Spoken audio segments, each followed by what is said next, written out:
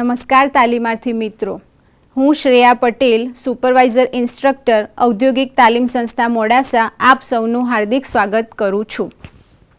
આજે હું આઈટીઆઈમાં ચાલતા કમ્પ્યુટર ગ્રુપ અંતર્ગત create and use of simple classes, objects and methods in Java વિશે પ્રેક્ટિકલ જ્ઞાન આપીશ. તાલીમાર્થી મિત્રો, સૌ પ્રથમ આપણે એક ક્લાસને ક્રિએટ કરીએ તો જાવામાં ક્લાસને ક્રિએટ કરવા માટેની સિન્ટેક્સ આવી રીતે છે: ક્લાસ કીવર્ડ અને પછી એના પછી ક્લાસનું નેમ. આપણે ક્લાસનું નેમ આપીએ છીએ કોપા, અને પછી ઓપનિંગ બ્રેકેટ અને ક્લોઝિંગ બ્રેકેટ. આ થઈ ગઈ આપણી ક્લાસની સિન્ટેક્સ. હવે આપણે કરવું છે કે એની અંદર એક વેરિયેબલ ડિક્લેર કરી દઈએ, ઇન્ટીજર એ. હવે આપણે આ ઇન્ટીજર એ વેરિયેબલને એક્સેસ કરવો છે, તો એના માટે આપણે એક મેથડ કરીશું, public static void main string args. આ મેઇન મેથડ છે. મેઇન મેથડની અંદર આપણે ક્લાસનો ઓબ્જેક્ટ બનાવવાનો છે, તો ક્લાસને ઓબ્જેક્ટ બનાવવા માટેની મેથડ છે સ્ટ્રિંગ એસ કેપિટલ. ક્લાસનો ઓબ્જેક્ટ બનાવવા માટેની સિન્ટેક્સ છે ક્લાસ નેમ, ઓબ્જેક્ટ નેમ. ઓબ્જેક્ટનું નેમ તમે કોઈ બી આપી શકો છો, is equal to new keyword class name. New કીવર્ડનું કામ છે મેમરીને અલોકેટ કરવાનું.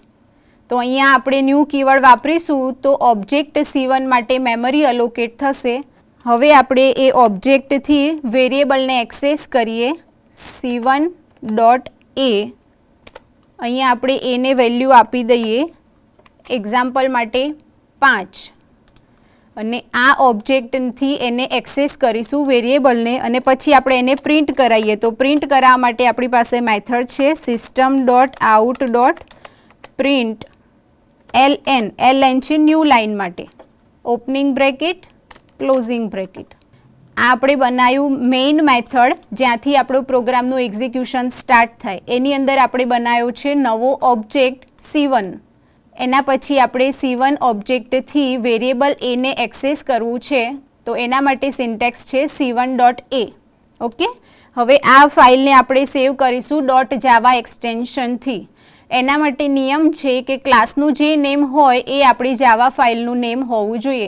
આપણું ક્લાસનું નેમ છે કોપા, તો આપણે એને સેવ કરીશું કોપા ડોટ જાવા. હવે આને આપણે પહેલાં કમ્પાઇલ કરીએ, તો કમ્પાઇલ કરવા માટે આપણે CMD ખોલીશું અને જ્યાં આપણે પ્રોગ્રામ સેવ કર્યો છે ત્યાં પહોંચી જઈશું. પ્રોગ્રામ સેવ કરેલો છે જાવા પ્રોગ્રામ ફોલ્ડરમાં, તો આપણે ત્યાં પહોંચી જઈશું અને કમ્પાઇલ કરવા માટે લખીશું જાવા સી ફાઇલ નેમ ડોટ જાવા. ફાઇલ નેમ છે કોપા ડોટ જાવા અને કમ્પાઇલ કરવા માટે સી એક્સટેન્શન.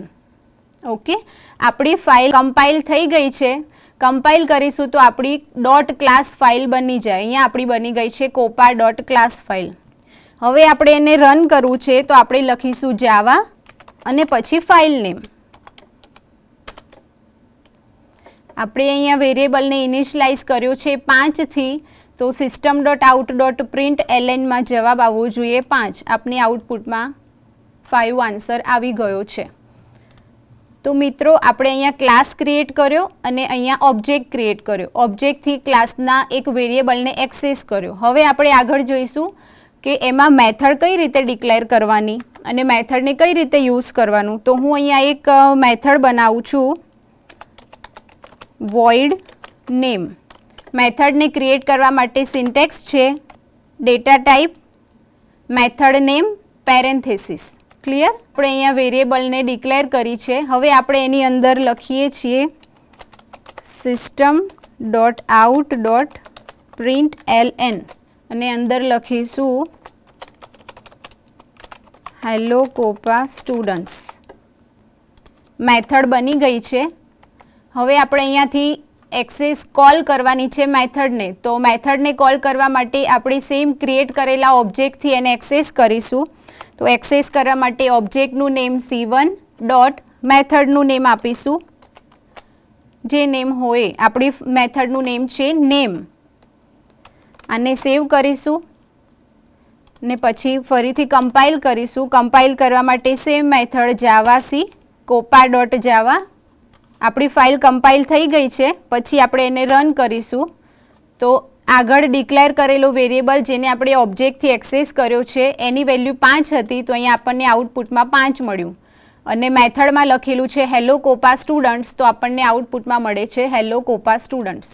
તો અહીંયા આપણે થઈ ગયું ક્લાસને કેવી રીતે ક્રિએટ કરવાનો, ઓબ્જેક્ટને કેવી રીતે ક્રિએટ કરવાનો અને મેથડને કેવી રીતે ક્રિએટ કરી અને યુઝ કરવાનો. વિદ્યાર્થી મિત્રો, આપણે એક ક્લાસને ક્રિએટ કરી એનો એક ઓબ્જેક્ટ આપણે બનાવ્યો છે. હવે આપણે એ જ ક્લાસમાંથી મલ્ટિપલ ઓબ્જેક્ટ બનાવી શકીએ છીએ. જોઈએ, ક્લાસ કોપા, એનું બીજું ઓબ્જેક્ટ બનાવીએ છીએ C2 is equal to new keyword class name કોપા. સેમ આ ઓબ્જેક્ટથી ફરીથી આપણે મેથડ કોલ કરીએ C2 ડોટ નેમ. ફરી પ્રોગ્રામને કમ્પાઇલ કરીશું, ફરી એને રન કરીશું. એક જ ક્લાસના આપણે 2 ઓબ્જેક્ટ બનાવ્યા, મતલબ આપણે એને મલ્ટિપલ ઓબ્જેક્ટ બી બનાવી શકીએ છીએ. હવે આ ક્લાસની આઉટસાઇડ બીજો કોઈ ક્લાસ બનાવીને આપણે એને એક્સેસ કરવા હોય એની મેથડ અને વેરિયેબલ, તો કઈ રીતે કરીશું? તો જોઈએ, ક્લાસ આઉટસાઇડ, ક્લાસનું નેમ છે આઉટસાઇડ. હવે આની અંદર આપણે એક મેથડ બનાવીએ અને એક વેરિયેબલ બનાવીએ. એક મેથડ બનાવું છું આઉટસાઇડ માટે OT, એની વેલ્યુ લઈ લઈએ 15. અહીંયા મેથડ સ્ટેટિક છે એટલે એને એક્સેસ કરવા માટે આપણે વેરિયેબલને સ્ટેટિક ડિક્લેર કરવું પડશે. તો સ્ટેટિક અને એની મેથડ બનાવીએ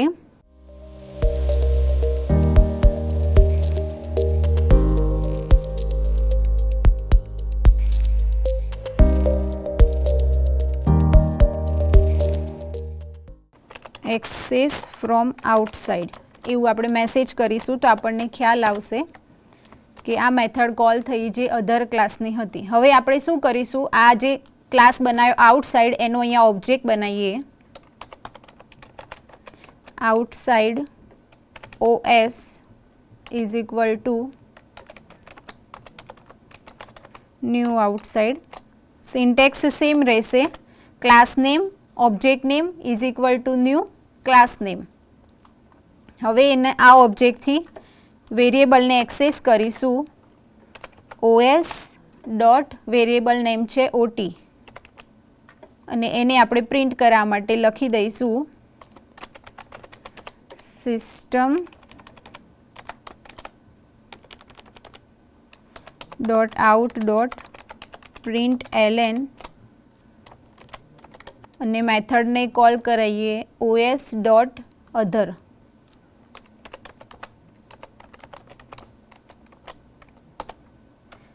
સેવ કરીશું, ફરીથી એને કમ્પાઇલ કરીશું જાવાસી કોપા ડોટ જાવા અને એને રન કરીશું. 2 ઓબ્જેક્ટ ક્રિએટ કર્યા હતા એટલે મેથડ 2 વાર કોલ થઈ છે. પહેલા ક્લાસના અંદર જે વેરિયેબલ હતો એની વેલ્યુ 5 અને આપણે અધર આઉટસાઇડવાળો જે ક્લાસ બનાવ્યો અધર ક્લાસ એના અંદર જે વેરિયેબલ હતો એની વેલ્યુ 15 અને એની મેથડ કોલ થઈ આઉટસાઇડ. તો આ રીતે આપણે બનાવ્યું, ક્લાસને ડિક્લેર કર્યું, ઓબ્જેક્ટને બનાવવાનું કેવી રીતે એની સિન્ટેક્સ જોઈ અને વેરિયેબલને કઈ રીતે ડિક્લેર કરીને એને કઈ રીતે ઓબ્જેક્ટથી એક્સેસ કરવાનું એ જોયું. તો તાલીમાર્થી મિત્રો, તમને આ પ્રેક્ટિકલ વિશે સંપૂર્ણ માહિતી મળી હશે. આભાર.